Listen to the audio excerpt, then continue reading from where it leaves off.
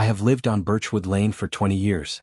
I planted the maple tree by the mailbox myself, back when it was barely taller than a broom handle. I have shoveled that gravel driveway every winter, patched the potholes every spring, and waved at every mail carrier this town has cycled through since the Clinton administration was still recent news. So when I tell you that 2 months ago a young family moved into the house next door and decided, within about a week, that the shared driveway belonged exclusively to them, I want you to understand that this isn't a story about a grumpy old-timer who hates change. This is a story about a woman who just wants to be able to back her car out of her own driveway without staging a hostage negotiation first. Let me back up. The house next to mine sat empty for almost a year before the Walkers bought it.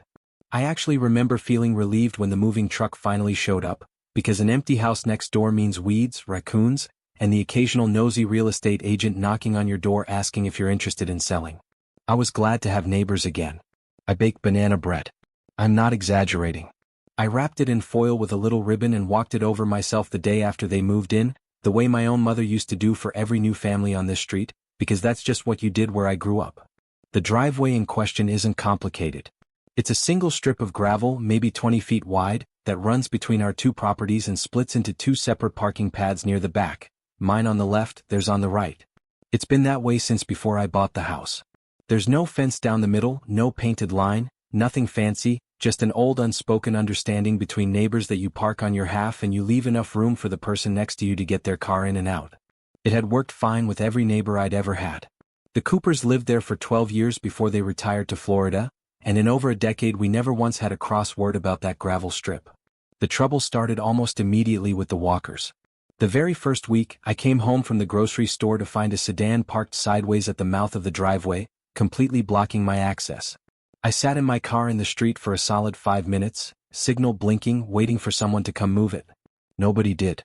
I eventually had to park on the street myself and carry 4 bags of groceries up the front walk, which, if you've ever done that with a gallon of milk and a dozen eggs in the same bag, you know is its own special kind of misery.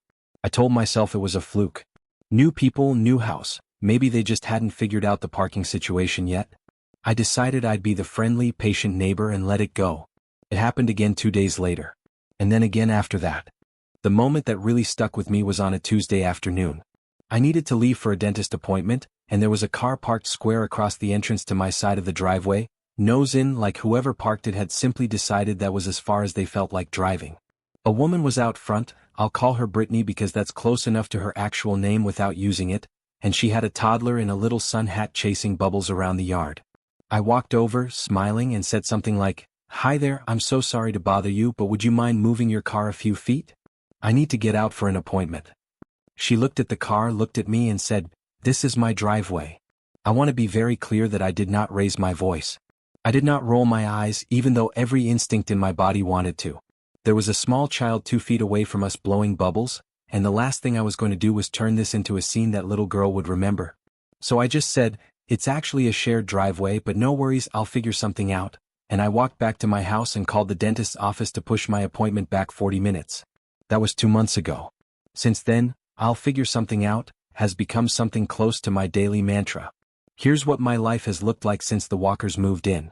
If I need to leave the house, I first have to walk outside and check whether my driveway is actually clear, the way you'd check the weather before deciding on a jacket. If it isn't clear, which is more often than not at this point, I either have to knock on their door and ask someone to move a car, or I sit and wait, sometimes 20 or 30 minutes, for whoever owns the offending vehicle to wander out at their own pace. And I do mean their own pace. I have watched a grown man stroll out to move his truck with all the urgency of someone heading to grab the mail, fully aware that I am standing by my car waiting on him, and not so much as glance my way. I have knocked on their door for help and been met with a teenage kid who shrugs and says he doesn't have the keys, even though the truck blocking me is parked in their driveway, not on the street, not anywhere else in their driveway.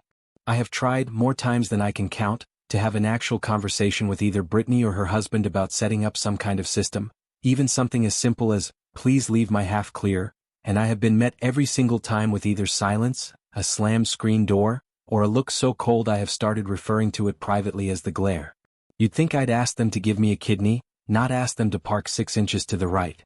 I tried leaving a note, polite, no exclamation points, just a simple explanation of the situation and a request that they be mindful of the shared space. The note disappeared off their door. I never heard a word about it, good or bad.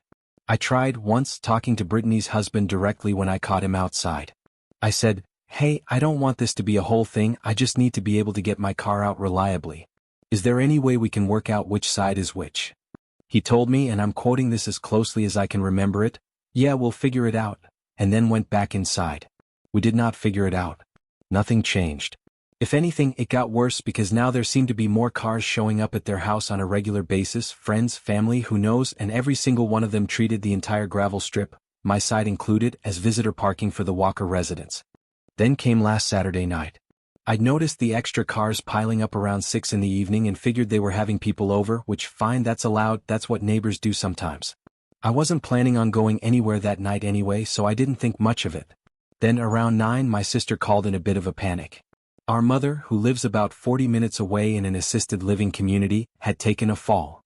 Nothing life-threatening, thank God, but enough that the staff wanted a family member to come down and be with her while they ran some tests just to be safe. I grabbed my purse, my keys, my jacket, and walked outside, and that is when I discovered that my driveway had been transformed into what I can only describe as an impromptu used car lot. 3 vehicles, bumper to bumper, completely sealing off my half of the gravel strip. No path out. No way around. Nothing. I went and knocked on their door. Loud music, lots of laughter, somebody's bachelorette party energy radiating through the windows. It took almost 5 minutes of knocking before anyone answered, and the young man who opened the door looked at me like I'd interrupted something sacred. I explained, as calmly as I possibly could with my hands visibly shaking, that I had a family emergency and needed someone to move a car immediately. He disappeared back inside without a word. 2 full minutes later, Brittany came out, a little unsteady on her feet if I'm being honest, and told me that most of those aren't even ours, they're just guests, I don't know whose car is whose. I said, "I understand, but one of them has to move, this is an emergency." She shrugged. She actually shrugged and went back inside. I stood in my own driveway on my own property on a Saturday night, while my mother sat in a hospital bed 40 minutes away, and I had absolutely no way to leave my house. It gets better, and I use that word with every bit of sarcasm I have left in me. One of the cars boxing me in turned out to belong to an off-duty police officer who'd come to the party still in uniform, presumably straight off shift. I found this out because I eventually had to ask around the driveway, practically going car to car, asking total strangers at this party whether any of them owned the vehicles blocking me in. When I got to him, he was polite enough, I'll give him that, but he made absolutely zero effort to hurry. He said he'd get to it in a bit, finished what was clearly a very engaging conversation with someone on the porch, and then ambled out to move his car a solid 20 minutes after I'd first asked.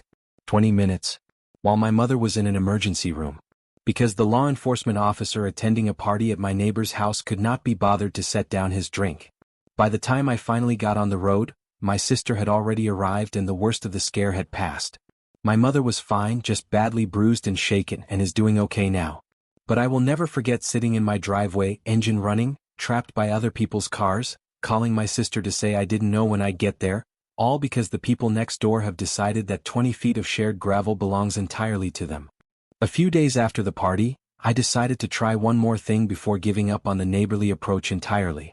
I called the county clerk's office to ask about the property records for our street, mostly out of curiosity and partly because I wanted to know once and for all whether there was anything in writing about that driveway. The woman on the phone was kind enough to dig up the old plat map for me and email over a scanned copy. Sure enough, right there in faded blue ink from sometime in the 1970s, was a small notation: shared access easement, maintained jointly by both parcels. It wasn't dramatic. It wasn't a courtroom moment. It was just a tired old document confirming something I already knew in my bones, that this driveway has never belonged to one family more than the other, not legally, not historically, not in any way that would hold up if it ever came to that. I printed 2 copies. I drove to the hardware store that same afternoon and bought a roll of bright yellow contractor's tape, the kind you'd use to mark off a construction site, just so I'd have a temporary, harmless way to show exactly where my half began. Nothing permanent, nothing aggressive, just a visual reminder so nobody could pretend, even for a second, that the line was a mystery. That evening, I walked over with the printed copy of the plat map in a manila folder, the same kind of folder I used to send my kids' permission slips to school in. I knocked, and this time it was Brittany's husband who answered. I handed him the folder and said as evenly as I could manage, "I'm not trying to start a fight with you. I just want us both to be able to live here without this being a daily struggle. This is the easement documentation. It shows the driveway is shared 50-50, and I marked my half with tape so there's no more confusion about where the line is. He glanced at it for maybe 4 seconds, handed it back to me and said, "Okay." Not "thank you." Not "sorry about all this." Just, "Okay," the same flat, closed-door tone I'd been getting from both of them for 2 months straight.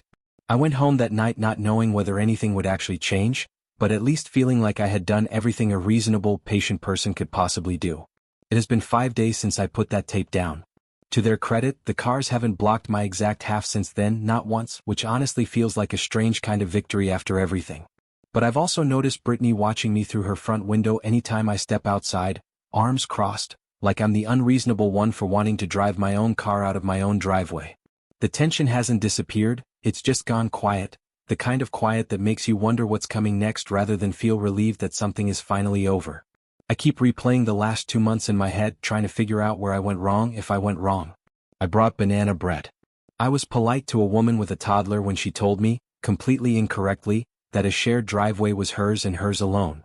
I left notes instead of leaving angry voicemails.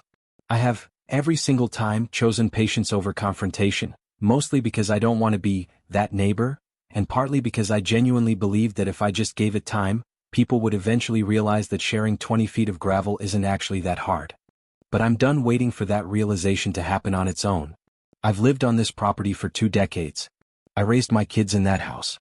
I am not about to spend the next however many years standing in my own yard, watching the clock, hoping a stranger feels like moving his truck before I miss another appointment, or worse, before there's a real emergency and those 20 wasted minutes actually cost something.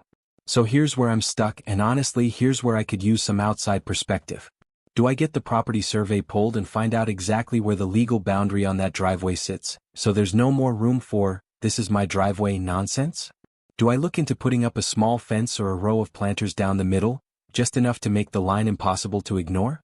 Do I start documenting every single blocked exit with photos and timestamps in case this ever needs to go further, maybe even to a mediator or small claims court? Or is there something simpler I'm missing entirely, some neighborly Hail Mary the first haven't tried yet? What I do know is this: I shouldn't have to ask permission to leave my own house. 20 years on this land and somehow I've become the visitor.